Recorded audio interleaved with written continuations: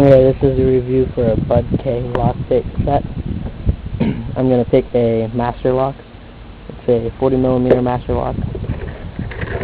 Just bought it, the block, about a month ago, so it's new. Okay. What we're going to do, master.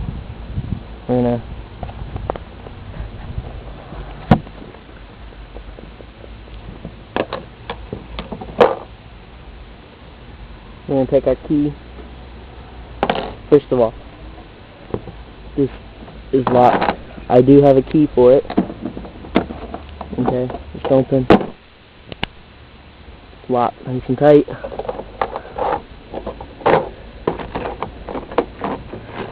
We're going to take our pick, our key, stick it in there, put pressure on the key, push down the tumblers until you get it open. Turn it and open it. Again. Apply pressure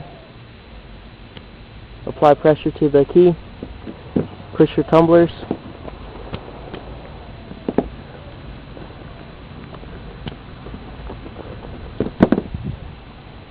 Turn it.